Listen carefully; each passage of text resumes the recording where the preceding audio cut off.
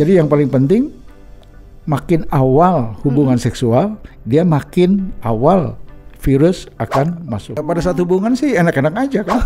Jamur berulang-ulang apa keputihan nggak selesai-selesai. Itu juga akan merusak saluran.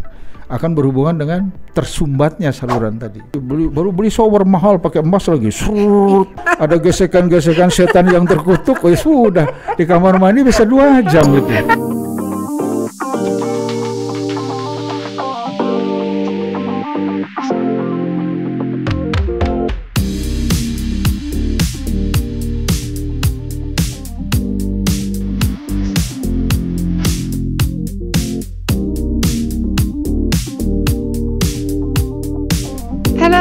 Assalamualaikum warahmatullahi wabarakatuh. Alhamdulillah senang banget saya menemui Anda kali ini dengan podcast series yang pastinya berbeda ini, sahabat K-Lite. Kali ini saya akan mengajak Anda untuk bersama-sama menyimak obrolan di podcast seri yang pertama ini adalah tentang bahaya free sex bersenang-senang sekarang menyesal kemudian. Dan sudah ada narasumber kami yang sangat luar biasa, Profesor Dr. Yudi Mulyana Hidayat, Dokter SPOGK. Beliau adalah spesialis obstetri dan ginekologi dan dekan Fakultas Kedokteran Umum Unpad. Kita sapa dulu Prof yang ganteng ini. Ya, Assalamualaikum. Waalaikumsalam. Gimana Prof? Sehat selalu. Iya, sehat selalu insya Allah. Setelannya habis golf katanya Prof. Ya biasalah, tiap hari Minggu kan hari sekarang. Minggu, tapi tetap ini ya Prof ya, tetap semangat ya Prof ya. Harus. Karena tanpa olahraga nggak akan sehat. Nah ya. Itu sahabat K-Lite. Ini sebelum kita mulai ya lebih dalam lagi nih sahabat K-Lite. Ini aduh ngeri banget nih Prof. Apa itu? Ini katanya dari 1 juta orang di dunia ini terkena infeksi menular seksual atau IMS. Dan di Indonesia ya Prof ya, setengahnya dari kasus IMS ini terjadi pada remaja dan orang muda. Itu rentang usianya 15 sampai 24 tahun Prof. Dan yang bikin khawatir lagi, banyak yang nggak sadar kalau mereka tuh sudah terinfeksi dan akhirnya malah menularkan ke pasangannya gitu loh ya Prof. Dan HPV ini salah satu penyebab utama kanker serviks, juga katanya sering nggak disadari sejak dini. Dan di ASEAN sendiri Indonesia ada di peringkat teratas nih dok. Ya. Kita bersyukur sih peringkat 1. Peringkat 1 ya Prof. Bukan sepak bola. Astagfirullah. Jadi free sex ini bukan sekedar kesenangan sesaat, tapi ada resiko besar yang bisa mengancam masa depan.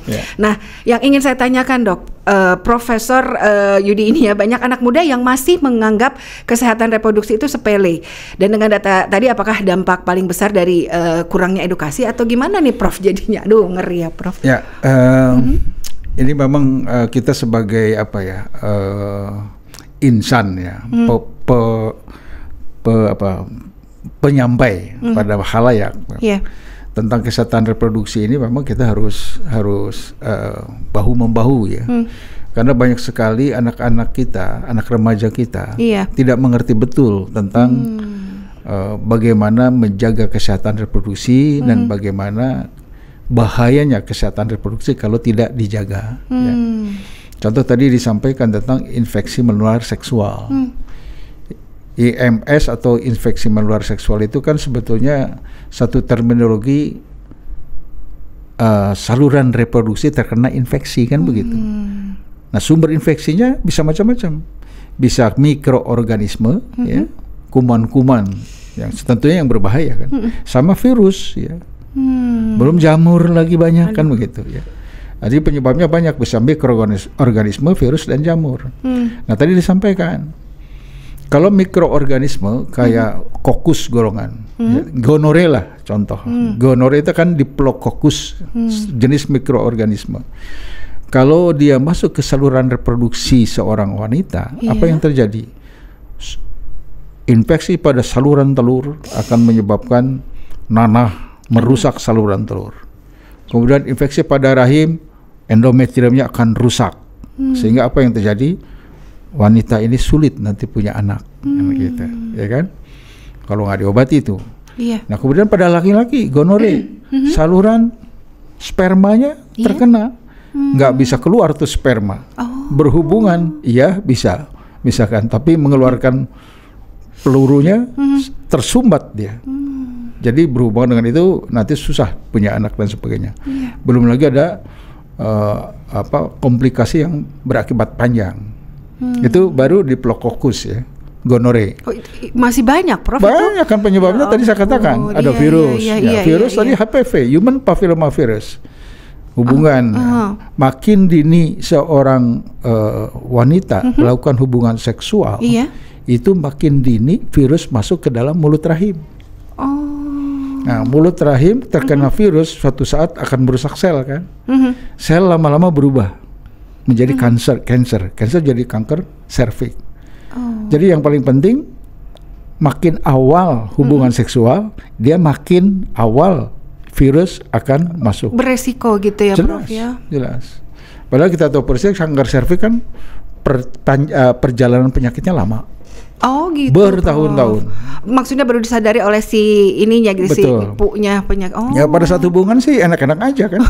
Tapi virus dia akan diam di situ bertahun-tahun sehingga suatu saat pada usia 40 nanti. Sekarang mungkin pertama kali dia ngelakuin tuh umur 20-an gitu, Prof, tapi baru kerasanya bisa di umur 40. Jadi pada saat usia 20 dia melakukan hubungan seksual, itu sistem kekebalan tubuh wanita atau anak remaja itu masih baik. Virus belum merusak betul, masih diam saja istilahnya. Virusnya belum bergerak, nanti menunggu saat yang tepat. Kan ya gitu. Ampun. Umur 20-30 kemudian kondisi tubuh jelek, dia akan jadi virus itu merusak sel, jadi prakanker, jadi kanker barulah. Oh gitu. Makanya sering kita menemukan kanker pada stadium lanjut, repotnya tuh. Anda bayangkan bisa saya mendapatkan pasien umur 22 tahun. Sudah kanker serviks stadium 2B. Artinya dia jauh sebelumnya sudah melakukan hubungan seksual.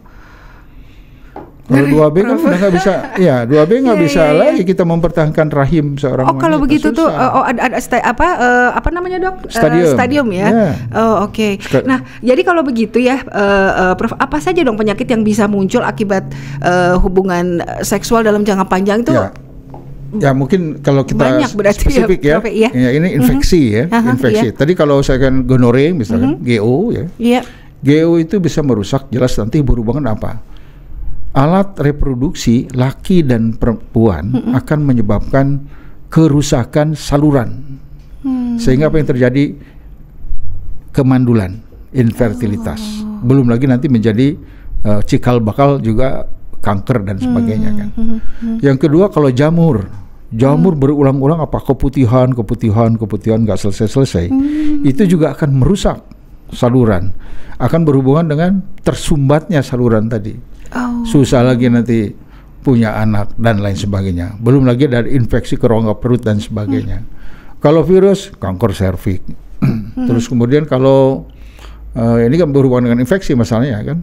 Ya kira-kira itulah yang jangka panjangnya bisa muncul. Kanker yang berhubungan dengan virus bisa disebabkan oleh hubungan seksual yang tidak terjaga dengan baik. Oh begitu ya, Prof ya. Nah tapi kalau misalnya let's say sudah gitu ya, Prof ya, sudah terkena, itu gimana dok, Prof? Apakah ada gejala-gejalanya gitu yang maksudnya mungkin bisa bisa diantisipasi gitu loh, Prof, supaya nggak terlalu ini gitu, jadi ke kanker misalnya gitu. Nauzubillah.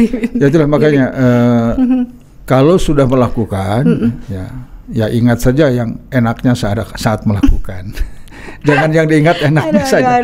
Tapi yang harus diingat juga adalah bahaya kita melakukan hubungan seksual yang terlalu awal atau tidak safe lah gitu ya. Oleh karena gejala penyakit ini sifatnya silent ya, tidak bergejala kadang-kala. Maaf ngomong, kalau kanker serviks itu tidak bergejala awal-awalnya. Soalnya gini, Prof, saya pernah dengar katanya salah satu gejalanya adalah menstruasi yang terus-terusan. Jadi biasanya kan kalau misalnya menstruasi kan 8 hari, ini 14 hari malah keluar darah terus gitu. Itu agak berbeda sih, Prof? Kalau infeksi menular seksual tidak akan ke arah sana. Kalau menstruasi nanti hubungannya dengan gangguan itu. hormonal. Tapi kalau misalnya yang IMS ini mah apa tuh gejalanya nggak bergejala? Misalnya maaf, gatal di itunya gitu, Prof. Jadi kalau saya mau tanya, itu gejalanya ada nggak sih, Prof, yang gitu? Gini, saya sampaikan dulu. Di alat jadi infeksi menular seksual ya. Kalau yang sifatnya mikroorganisme kayak tadi golongan gonore, itu bisa langsung cepat ada gejala. Gejalanya apa? Sakit, ya, radang. Nah, pada daerah kemaluan misalkan kencing jadi sakit, ya. Kemudian keluar cairan yang berupa nanah dan sebagainya. Itu bisa cepat ketahuan. Tapi kalau yang bersifat yang disebabkan oleh virus, itu gejalanya lambat. Kadang-kadang tidak tahu sama sekali.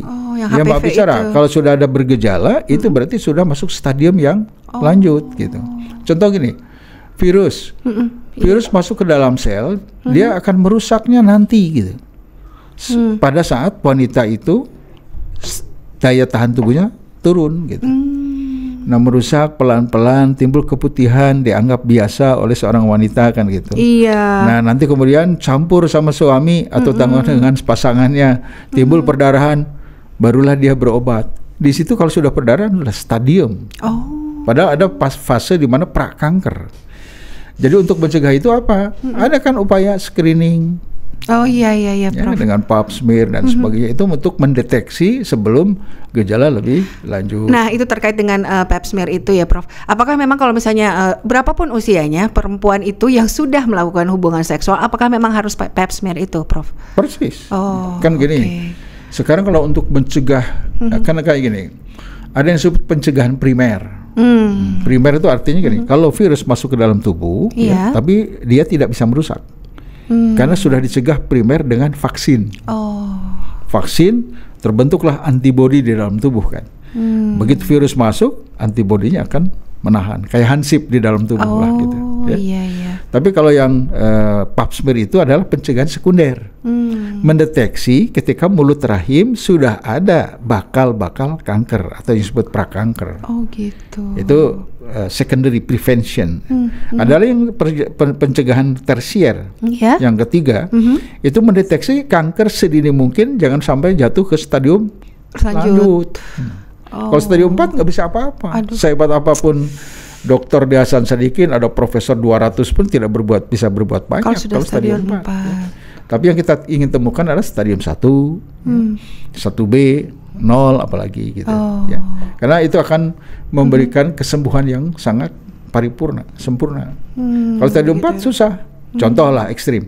Stadium 4, kalau sudah menjalar ke kandung kencing, kemudian dia bocor, ngompol terus wanita ini.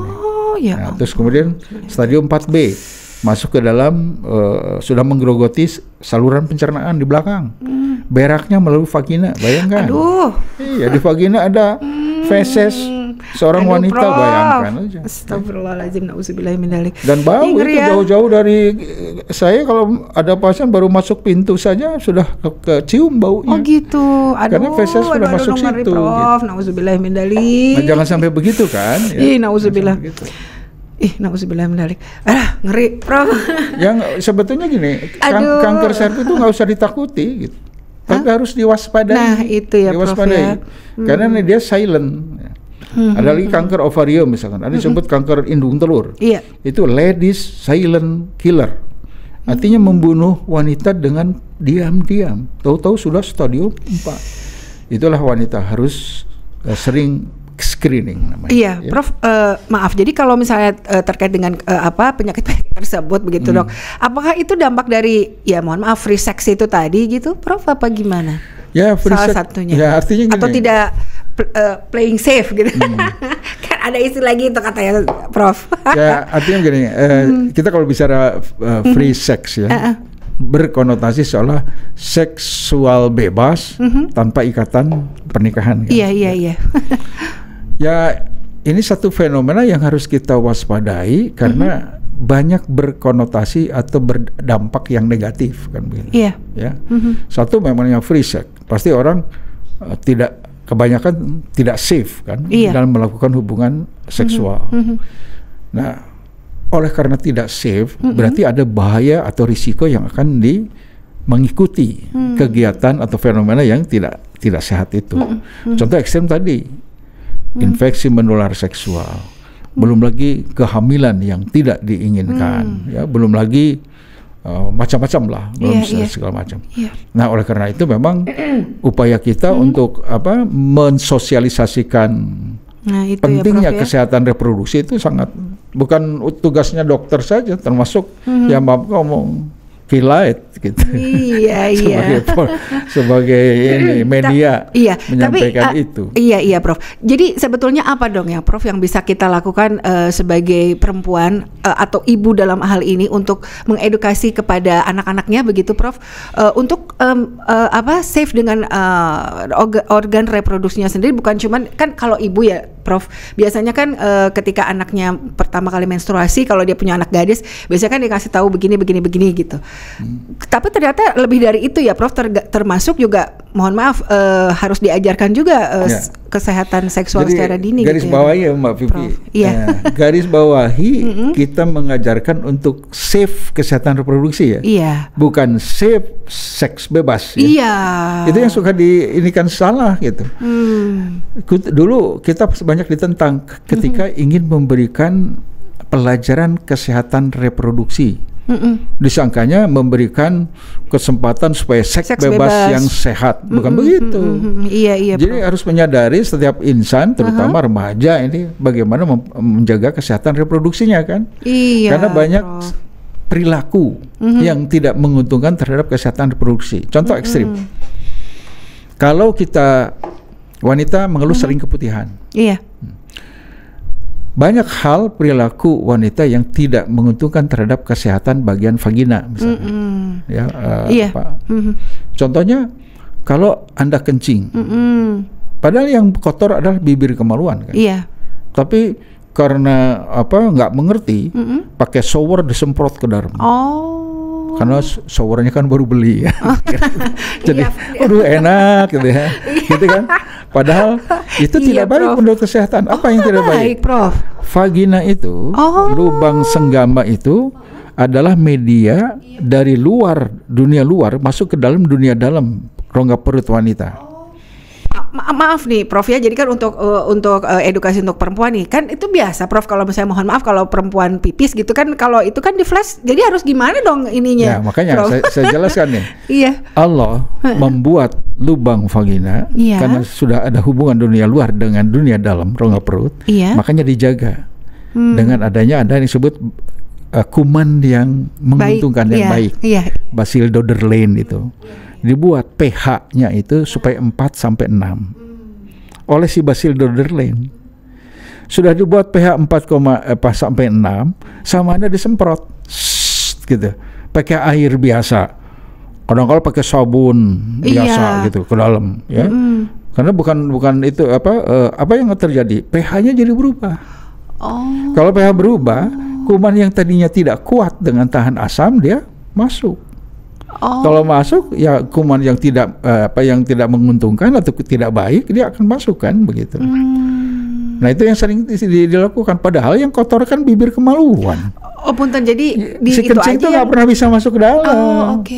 Anak kencing pakai ngeden kok serut keluar kan gitu. Bukan disedot kan. Kalau disedot baru masuk ya. Kalau ini dikeluarkan gitu. Prof. Nah itu yang sudah tidak dimengerti. Nah itu harus kita sampaikan. Nah itu dia, makanya kalau jadi ketika membersihkan area genital, area vagina itu ya dibersihkan bibir kemaluannya saja begitu ya, Prof ya. Tidak usah disemprot seperti makanya itu. Makanya di luar negeri pakai tisu ya. Pakai tisu cukup. Gitu. Kita kan pakai air sebrot ke dalam. Apalagi baru beli shower mahal pakai emas lagi. Prof mah tahu aja. Ada gesekan-gesekan setan yang terkutuk. Sudah di kamar mandi bisa 2 jam itu. Ya, padahal nggak benar. Enak ya, Prof ya.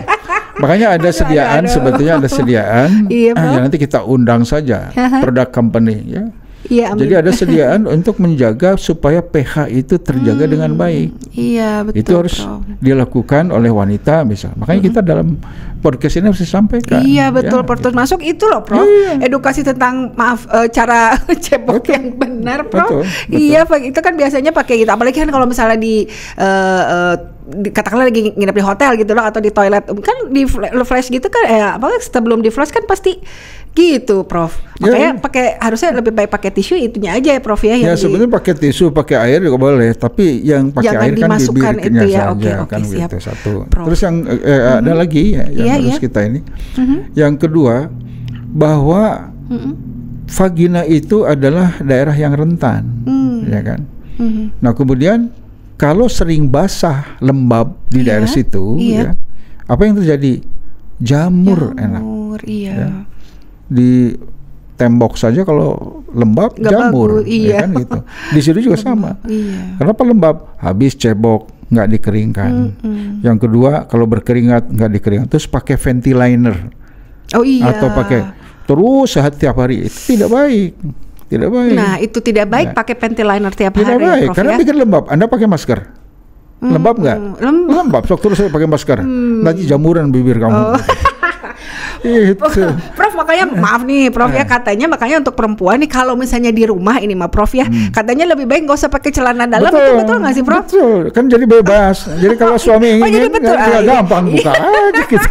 Ya maksudnya kalau gitu berarti supaya betul, tidak ya, lembab, supaya lembab. Atau pakai pakaian dalam yang longgar. Kan perempuan pengen kelihatan seksi gitu.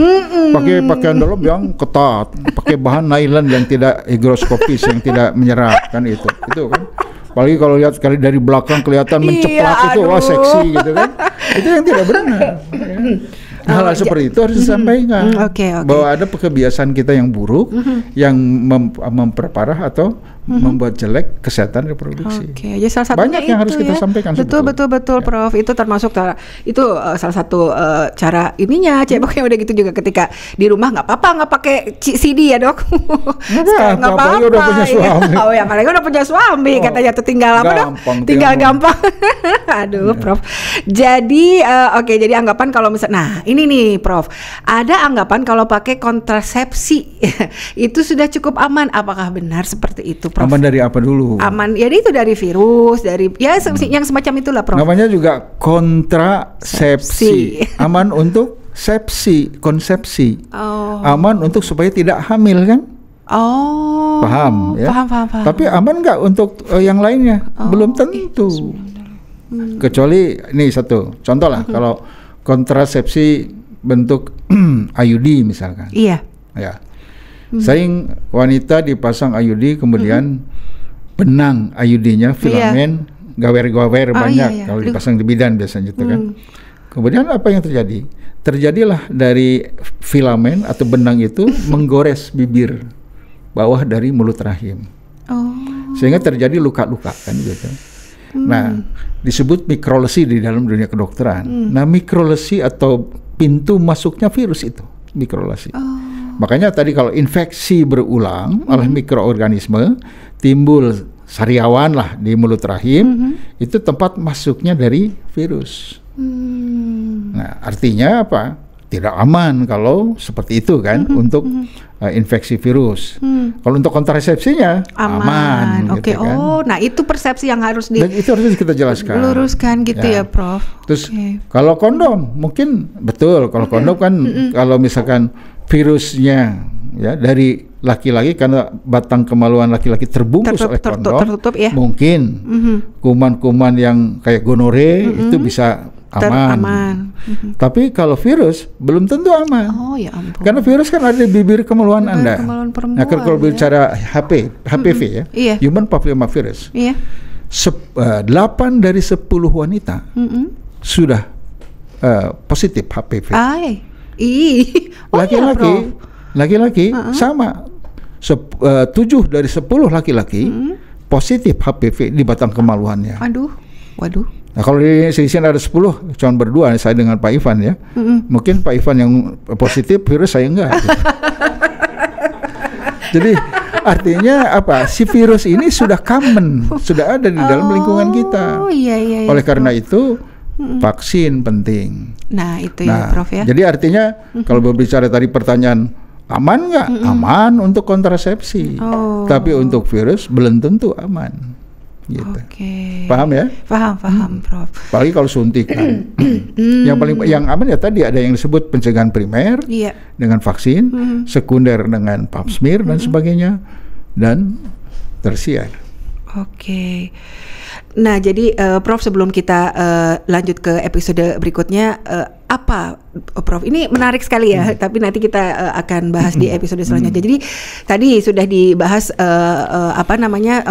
free sex itu ternyata di usia yang ini ya Dok ya, ternyata sekarang ini di kalangan usia muda. Jadi apa yang harus kita lakukan gitu Prof sebagai orang tua, sementara kan ya tahu semua akses untuk itu mengakses hal-hal yang sebetulnya kurang pantas untuk ditonton oleh mereka kan sebenarnya gampang. Jadi apa dong Prof yang harus kita lakukan? Itu pertanyaan yang sangat bagus tapi susah dijawab juga kan harus panjang lebar. Tapi yang jelas begini, fenomena free sex ini ya, apalagi dengan media yang begitu hebat ya, masuk ke lingkungan anak-anak gitu.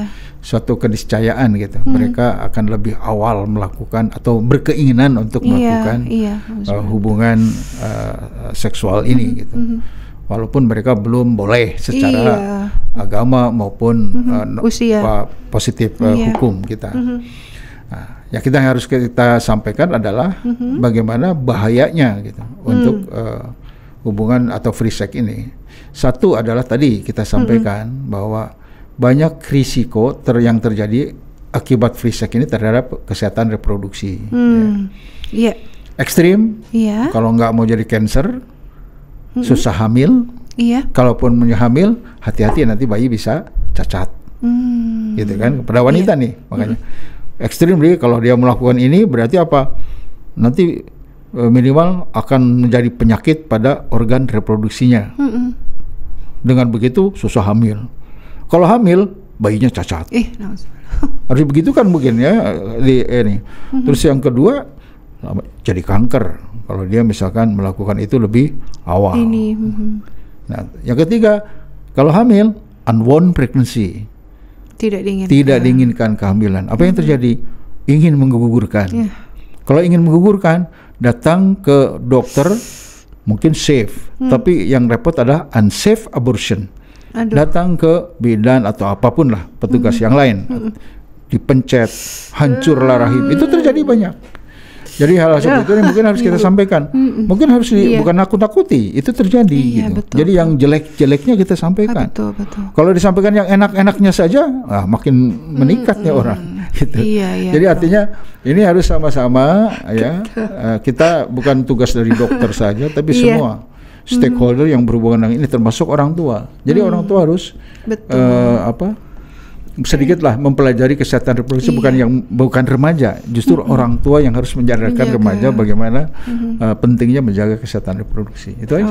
Karena itu tadi ketika virus itu lama ya Prof, dan ketika misalnya taruhlah melakukannya usia masih remaja itu bisa. Betul. Itu ya, itu yang harus makin dini melakukan hubungan seksual, makin dini virus akan masuk, makin besar kemungkinan terjadi kanker di kemudian hari. Itu aja. Iya Prof. Kalau saya sih senang banyak pasien jadinya. Iya Prof. Jadi ya itu tadi ya, kita sebagai orang tua harus betul-betul mengedukasi yang benar. Apalagi kalau misalnya saya Prof anaknya perempuan semua, ngeri. Jadi salah satunya ya itu tadi ya Prof mencintai dan menjaga organ reproduksi. Mungkin saya sedih satu lagi ya. Silakan, Prof. Sekarang memang pemerintah akan nanti kita coba. Saya mudah-mudahan ya gubernur sekarang nih Pak Dedi ada concern ya tentang ini ya. Kita harapkan begitu. Jadi sekarang justru ada program vaksinasi pada anak-anak perempuan. Prof. Kelas 5 sama kelas 6 SD nanti akan diberikan vaksin secara cuma-cuma dengan 2 dosis kan begitu. Kemudian kalau yang lain, kalau di atas 15 tahun terpaksa harus mandiri ya. Mandiri, kalau mandiri 3 dosis tuh. Dengan begitu mencegah dari awal ketika virus belum masuk sudah ada antibody atau tadi hansip saya katakan. Sehingga kalau virus masuk pun tidak akan merusak sel. Yang mudah-mudahan tadi image Jawa Barat nih, Indonesia adalah kanker serviks nomor 1. Jawa Barat. Indonesia di ASEAN nomor 1 kanker serviks. Bangga kita nomor 1 kanker serviks. Padahal Persib sok eleh wae kan gitu. Jadi kita pengen nomor 1 Persib susah, tapi kanker serviks mau bangga gitu. Jadi kita harus sama-sama lah. Bisa kebalik ya, Prof. Iya. Aduh, iya Prof. Jadi itu ya sahabat Care-Lite, sangat-sangat luar biasa apa yang disampaikan. Nanti kita mau ngobrol lagi, Prof. Di episode berikutnya masih tentang lebih dalam bagaimana menjaga kesehatan reproduksi nanti di perbincangan selanjutnya. Terima kasih banyak, sampai ketemu lagi.